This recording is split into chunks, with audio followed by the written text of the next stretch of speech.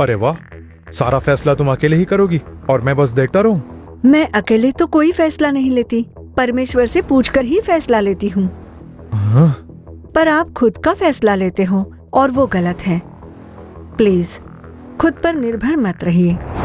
आज इस संदेश को सुनने वाले प्रभु के लोगों, आप चाहे कोई भी क्यों ना हो, आज किसी एक कार्य में, किसी एक समस्या में आप बुरी तरह से फंसे हो, उसमें से आप बाहर नहीं निकल पा रहे, आंसुओं के साथ खड़े हो, तो आज प्रभु कहते हैं कम से कम आज तो अपने मार्ग को मेरे हवाले कर दे। उन पर भरोसा रखिए लोगों, देखिए निश्चय वो आपको सफलता देंगे।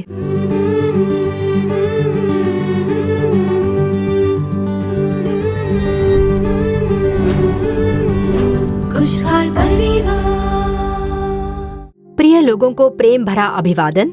इस खुशहाल परिवार कार्यक्रम के द्वारा आप लोगों से मिलकर हमें बहुत ही खुशी हो रही है। परिवार में उद्धार की खुशी और प्रभु यीशु की ओर से आने वाली शांति भरी होनी चाहिए। इसी उद्देश्य के साथ इस कार्यक्रम का आयोजन हो रहा है। इस कार्यक्रम से जुड़कर आप लोग जो प्रोत्साहन दे रहे हैं उसके लिए प्रभु की स्तुति हो। आज के दिन जिस शीर्षक पर हम लोग कार्यक्रम देखने वाले हैं वो है खुद पर निर्भर मत रहना। इस कार्यक्रम को देखते समय आप सोच रहे होंगे कि मेरे जीवन में इतना नुकसान क्यों हो रहा है, मेरी सारी कोशिशें बेकार हो रही हैं, बिजनेस में नुकसान हो रहा है, अपने कारोबार में इतना नुकसान क्यों हो रहा है। ऐसा शायद एक दुखी अवस्था में आप इस कार्यक्रम से जुड़े हो सकते हो। पर जरा सोच कर देखिए, आपने अपने प्रयास या फिर कोशिशें प्रभु पर निर्भर रहकर किया या फिर अपने आप पर ही निर्भर रहकर किया है। मेरे पास बल है, ज्ञान है, धन है, मेरे पास इसे करने के लिए लोग हैं, सब कुछ मैं कर सकता हूँ, ऐसे एक स्वार्थ ने ही आपको इस हालत में लाकर खड़ा किया है। लेकिन हम आज प्रभु से अर्पण करते हुए कहने वाले हैं कि प्रभु हम खुद से कुछ भी नहीं कर सकते।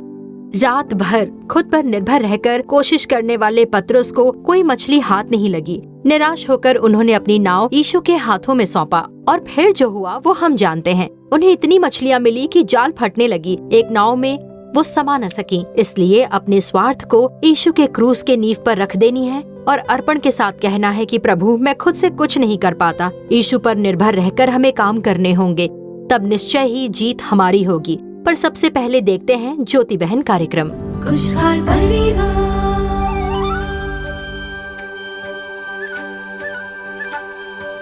तम तननम तननननम तम तननम तनतनननम तम तननम तनतनननम तम तम तननम तम तननम तम तननम तम तननम तम तननम तम।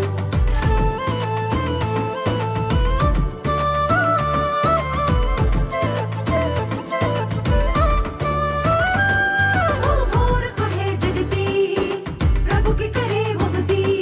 ओ भोर को है जगती, प्रभु की करे वो स्तुति। कड़ी मेहनत से घर को सजाने वाली गुणवान है औरत वो गुणवान है। ज्योति बहन,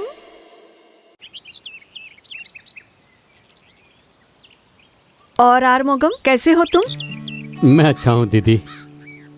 अब भी पेड़ के नीचे बैठकर जुआ तो नहीं खेलते? अरे नहीं नहीं, वैसा कुछ नहीं करता दीदी। अब मैं वहाँ जुआ खेलने जाता ही नहीं। हाँ जानती हूँ, अब तो ऑनलाइन रमी खेलते हो ना तुम। नहीं दीदी, अभी तो गवर्नमेंट ने भी बंदी लगा दी है। मतलब अगर अब मैं चाहूँ तो भी जुआ नहीं खेल पाऊंगा, वही कह रहा था। जो कुछ भी तुम कमाते हो घर पर अपनी बीवी और बच्चों को जाकर देना, और बिल्कुल भी कोई फिजूल खर्ची मत करना। मैं खर्चा कहाँ करता हूँ दीदी, लेकिन कुछ न कुछ खर्चा आ ही जाता है। लेकिन पहले के मुकाबले अब ठीक है। आप जब से हमारे घर आकर लौटी हैं, हमारे घर पर भी अच्छा बदलाव आया है। फिक्र मत कीजिए आरमुगम, सब जल्दी ठीक हो जाएगा। आप भी पूरी तरह बदल जाओगे। ठीक है दीदी, चलता हूँ। ठीक है, मिलते हैं।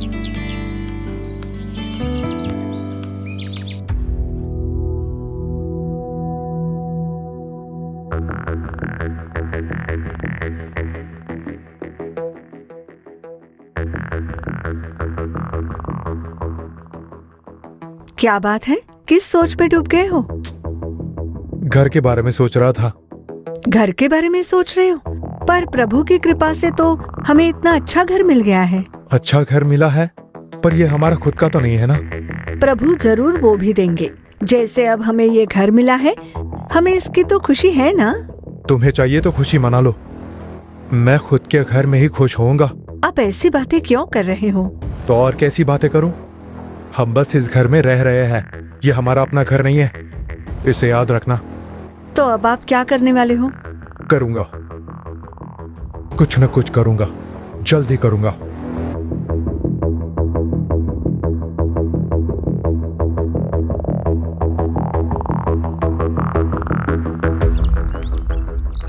और भैया नए घर में जाते ही चाल काफी बदल गई। अच्छा भैया, आपने अर्जेंटली मिलने के लिए बुलाया, सब खैरियत तो है? उस दिन तुमने जो कहा वही बात मेरे मन में चल रही है। मैंने क्या कह दिया भैया? यही कि किराए का घर तो आखिर दूसरों का ही होता है, वो कभी अपना घर नहीं बन सकता ना। हाँ वैसा ही तो है ना भैया। इसीलिए खुद का घर खरीदने की सोच रहा हूँ। खुद का घर? हाँ भाई। अच्छा भैया, आपकी कोई जमीन जायदाद है क्या? नहीं भाई। आज अगर अपार्टमेंट में भी घर लेना है तो कम से कम 20 लाख रुपए लगेंगे। 20 लाख रुपए? हाँ भैया, और वो भी कम से कम लगेंगे। अच्छा भैया, कुछ जुगाड़ करते हैं, हम फिर इसके बारे में बात करेंगे। ठीक है भाई।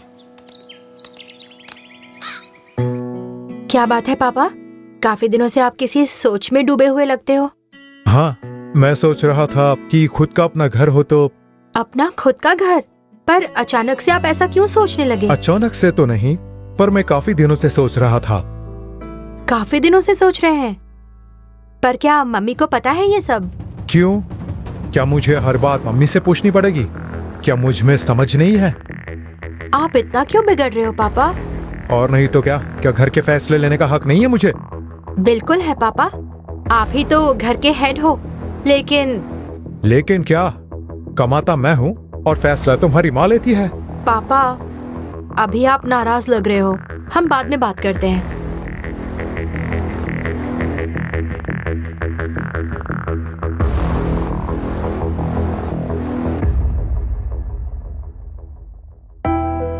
ये पापा को क्या हो गया अचानक? कहीं कोई गलत कदम ना उठा ले।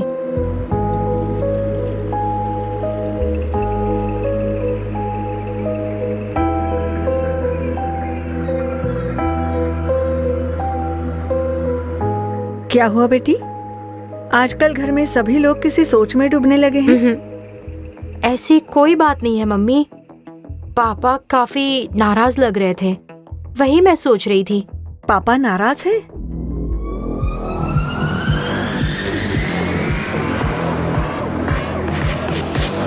मुझे तो कुछ समझ में नहीं आ रहा। अच्छा, ऐसा कहा पापा ने?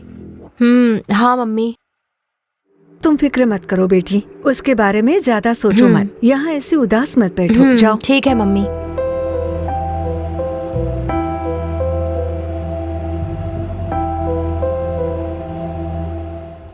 भाई, क्या आपने कुछ पता लगाया?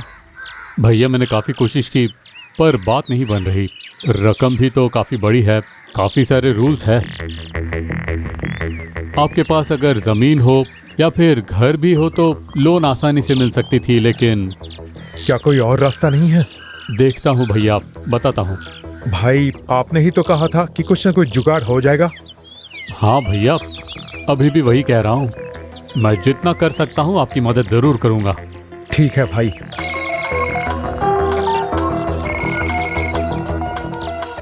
हेलो,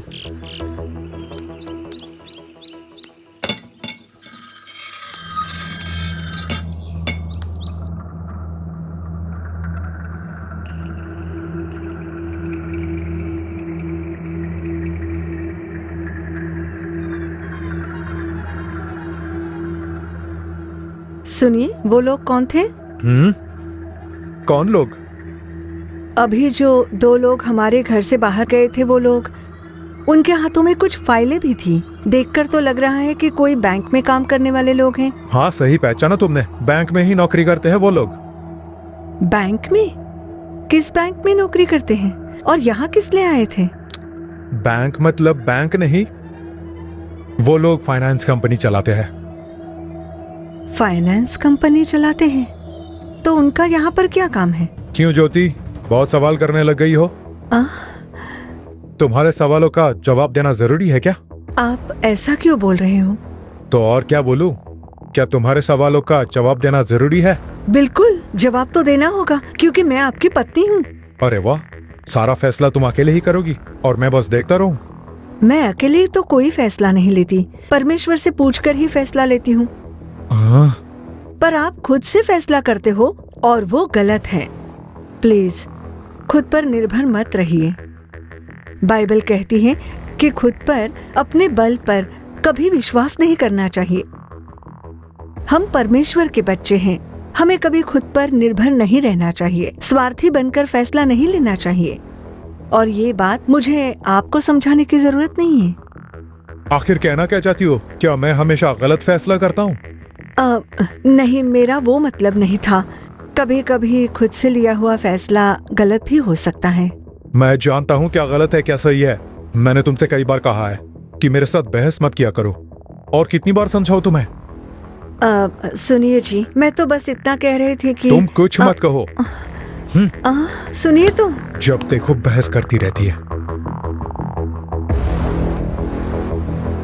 खुशहाल परिवार। तो दर्शकों, आपने ज्योति बहन कार्यक्रम देखा।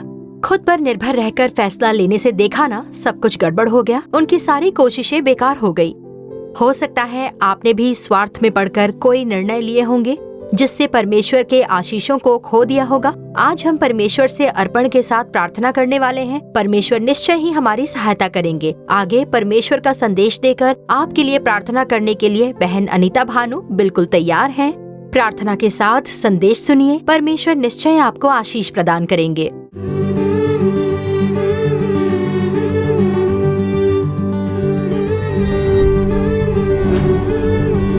खुशहाल परिवार।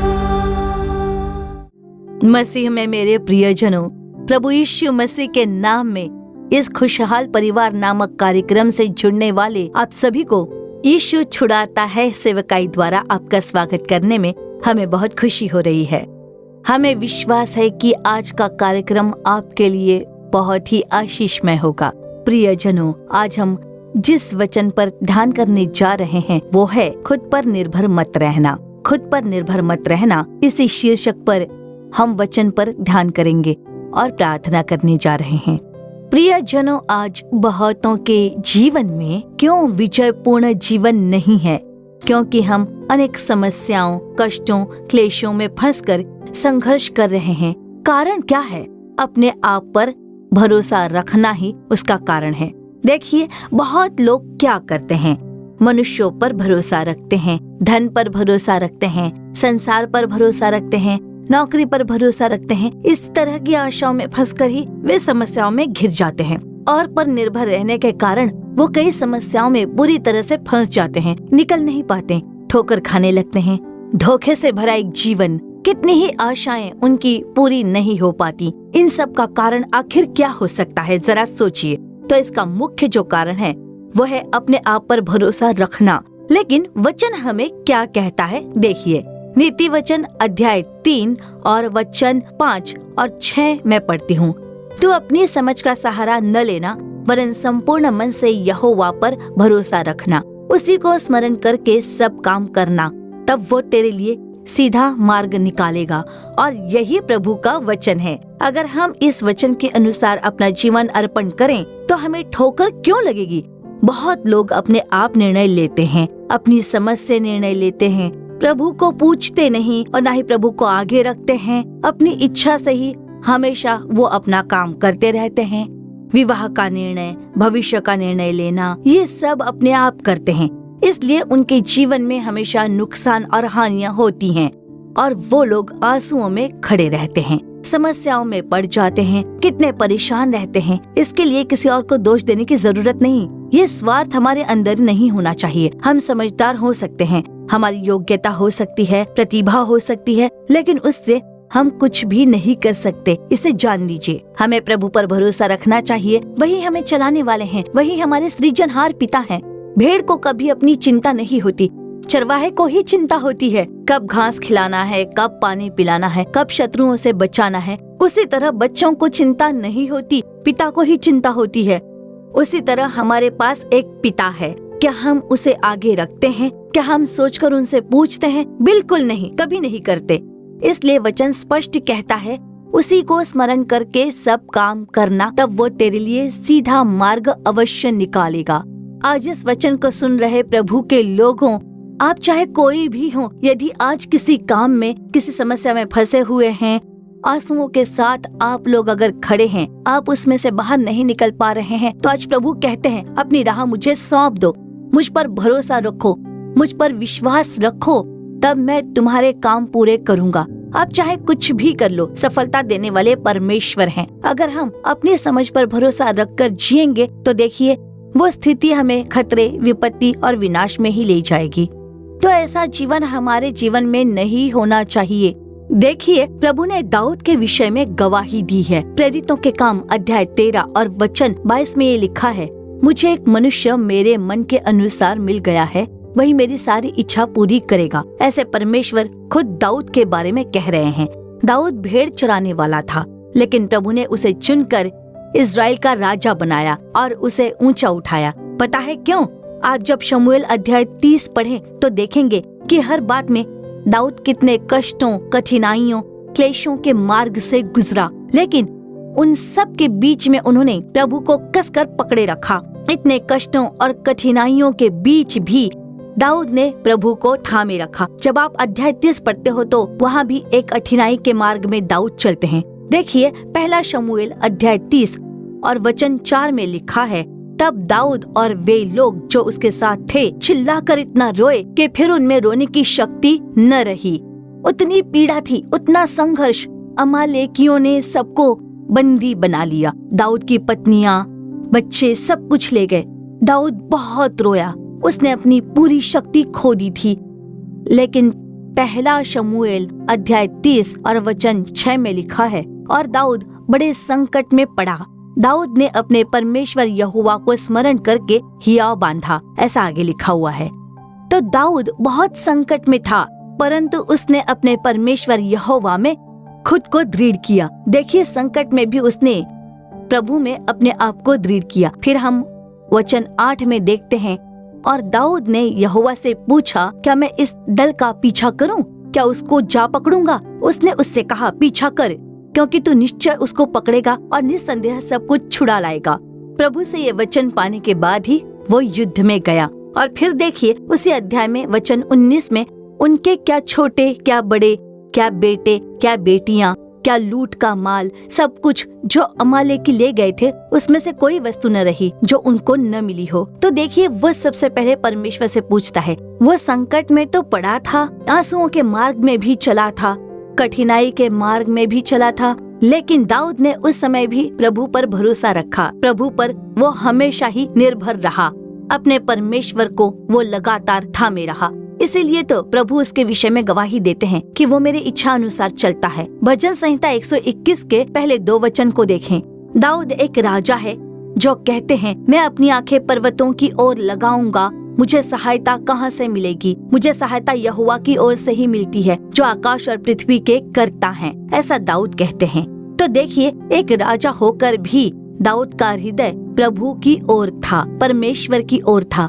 उसके पास सेना की शक्ति, धन की शक्ति, राज्य की शक्ति थी, लेकिन वैसी एक परिस्थिति में भी वो कहते हैं कि मुझे सहायता परमेश्वर की ओर से मिलती है।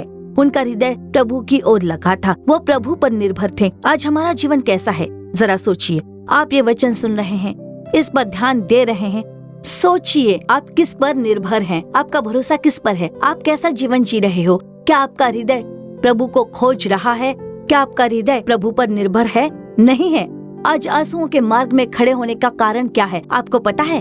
प्रभु पर निर्भर न रहना ही कारण है। संसार पर निर्भर रहना, मनुष्य पर निर्भर रहना ही कारण है। किसी न किसी पर भरोसा रखकर, प्रशासन पर भरोसा रखकर जीना। कहते हैं कि मेरे पास ये लोग हैं, इन्हीं पर मैं निर्भर रहूंगा, लेकिन प्रभु पर निर्भर होकर जीने का स्थान नहीं है, मन नहीं है, इसलिए बहुत कुछ खोकर खड़े हैं। आज इस वचन को सुन रहे प्रभु के लोगों, आप कोई भी क्यों न हो, प्रभु को अपना जीवन सौंपकर आप प्रार्थना कीजिए। और वचन यही कहता है।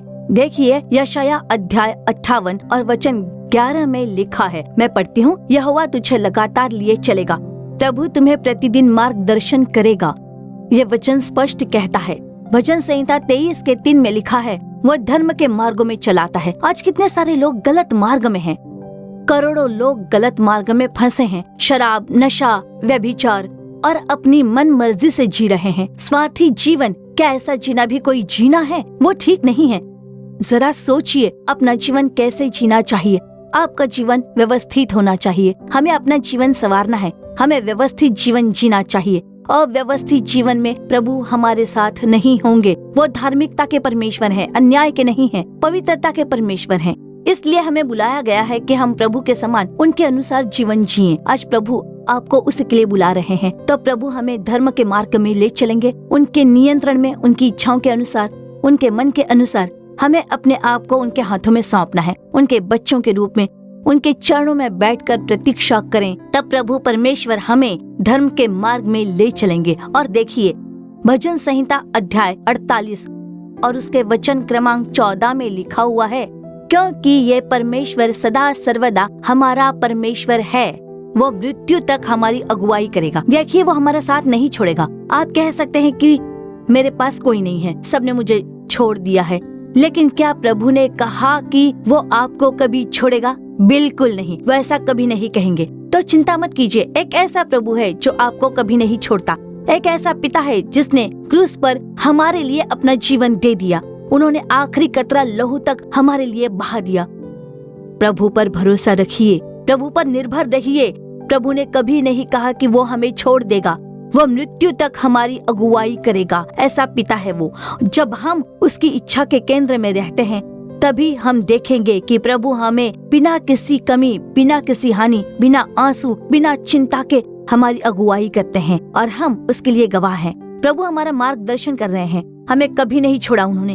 अब तक कितने ही मार्गों से हम गुजरे हैं, लेकिन क्या प्रभु ने हमें कभी हानि पहुंचाई? क्या हमें कभी लज्जित होने दिया? नहीं, बिल्कुल नहीं। प्रभु हमारे परमेश्वर हैं। हम धन्य हैं कि हमने प्रभु को अपना परमेश्वर माना है। जो प्रभु पर निर्भर रहते हैं वे धन्य हैं, क्योंकि प्रभु हमारे साथ है। वो हमें धन्य बनाकर अगुवाई करते हैं। आज ये वचन सुन रहे आप शायद कोई भी हो सकते हैं। अपना जीवन प्रभु को अर्पण करें और कहें कि मैं अपने हाथों में नहीं, पर मैं परमेश्वर के हाथों में हूँ। वो मेरा मार्गदर्शन करेंगे। तो प्रभु आज ही आपके जीवन की जिम्मेदारी उठा लेंगे। आपको आंसू बहाने की जरूरत नहीं है। आपको चिंता करने की जरूरत नहीं है। आप अनुभव कर सकते हैं, देख सकते हैं कि प्रभु आपका मार्गदर्शन कर रहे हैं।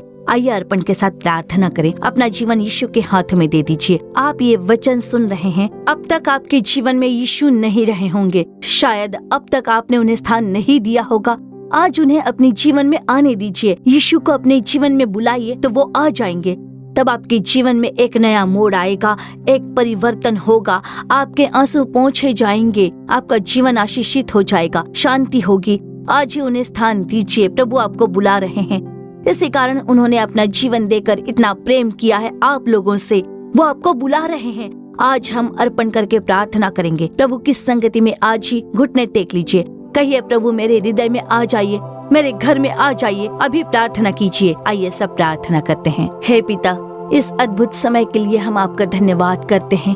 ये वचन सुन रहे हर एक बच्चे के लिए हम प्रार्थना करते हैं जो किसी काम में पीड़ित हैं या किसी समस्या में फंसे हैं या गलत निर्णय लेकर बाहर नहीं निकल पा रहे, उसमें पूरी तरह से फंसे हैं, जी भी नहीं पा रहे हैं, मर भी नहीं पा रहे हैं, ऐसी स्थिति में धकेले गए हैं। परमेश्वर, कितने लोग आंसुओं और बोझ के साथ इस समय ये वचन सुन रहे हैं, इस कार्यक्रम से जुड़े हैं, इस कार्यक्रम को देखते हुए प्रार्थना कर रहे हैं। आज हम उनके लिए प्रार्थना करते हैं। प्रभु, हम आपको धन्यवाद देते हैं। अब तक उन्होंने आपको स्थान नहीं दिया होगा, उनके जीवन में आप नहीं आए होंगे, लेकिन आज वे आपको पुकार रहे हैं। आज वे आपकी ओर देख रहे हैं। प्रभु, आज हर एक बच्चे के हृदय में आप आ जाइए, उनमें वास कीजिए। हर एक परिवार के घर में आप आ जाइए। प्रभु, प्रत्येक युवक के हृदय में आप आ जाइए। प्रभु, उन्हें इस समस्या से बाहर निकालिए, उन्हें एक नया जीवन प्रदान कीजिए। खुद पर भरोसा रखकर जीना अब बहुत हो गया, अब वे आप पर भरोसा रखकर जिए। आज ये वचन सुन रहे हर एक बच्चे आने वाले दिनों में भविष्य के लिए आप पर भरोसा रखकर जिए। उन्हें अनुग्रह दीजिए, उन पर कृपा कीजिए। प्रभु, हम उन्हें आपके हाथों में सौंपते हैं। परमेश्वर, प्रभु आप जिम्मेदारी उठाइए, किसी को भी मत छोड़िए प्रभु, किसी का साथ मत छोड़िए। ये सब आपके ही बच्चे हैं प्रभु, प्रत्येक के लिए आपका लहू बहाया गया है, चाहे ये आपको जानते हो या ना जानते हो, चाहे वे आपको प्रेम करते हो या ना करते हो, पर इन सभी को, हर एक को आपने ही बनाया है प्रभु। आप ही इनके सृष्टिकर्ता हो, आप ही परमेश्वर हो प्रभु। आपने छोड़ दिया तो ये नष्ट हो जाएंगे। यीशु, हम आपको धन्यवाद देते हैं। ये निर्णय लेना नहीं जानते प्रभु, हम आपको धन्यवाद देते हैं। वे जीना नहीं जानते प्रभु, वे अपनी मनमानी करते हैं और जी रहे हैं अब तक। आपको क्षमा कीजिए, दोष को क्षमा कीजिए, अपराध को क्षमा कीजिए प्रभु। आपकी दया के लिए इस समय हम प्रार्थना करते हैं। वो लोग अब तक ये भूलकर जी रहे थे कि हमारे एक प्रेमी पिता है प्रभु, उनके इस पाप को क्षमा कीजिए और आज ही उन्हें ये जानने दीजिए कि हमारे पास एक जीवन देने वाले एक महान परमेश्वर हैं। उन्हें अर्पण करके जीने में सहायता कीजिए। आज अर्पण करने वाले हर एक परिवार में आप आ चुके हो, उसके लिए आपका धन्यवाद हो प्रभु। हमारी प्रार्थना सुनने के लिए आपका धन्यवाद हो। उनकी समस्याएं बदल जाएं प्रभु, उनके आंसू बदल जाएं प्रभु। हम उन्हें प्रभु के हाथों में सौंपते हैं। प्रभु अपनी जिम्मेदारी ली है, उसके लिए धन्यवाद। सारी स्तुति, आदर, महिमा आपको ही देते हैं। यीशु के नाम में प्रार्थना करते हैं अच्छे पिता, आमीन आमीन। खुशहाल परिवार। प्रियजनों, हमारी आशा है कि आज का ये कार्यक्रम आपके लिए आशीषदायक रहा होगा। आपने जो आशीष और भलाई को पाया है उसे हमें जरूर बताइए, भूलिए मत। अपनी प्रार्थना, विनती चिट्ठियों के द्वारा या ईमेल के द्वारा हमें बताइए। आपके लिए प्रार्थना करने और सलाह देने के लिए भाई मोहन सी लाजरस और परमेश्वर के दूसरे दास तैयार हैं। हमारी सेवकाई से जुड़े दूसरे कार्यक्रमों को देखना बिल्कुल भी भूलिए मत। विशेष रूप से आओ प्रार्थना करें और अद्भुत पर्व कार्यक्रम अपने परिवार समेत देखिए। दोबारा अगले कार्यक्रम में आपसे फिर मुलाकात होगी। तब तक प्रभु की महान कृपा आपके संग बनी रहे। For further details and prayer support, contact Jesus Redeems Ministries, Naulumavadi, Tuticorin District, 628211. Our phone number 04435454545. Email info@jesusredeems.org. Our website www.jesusredeems.com. God bless you.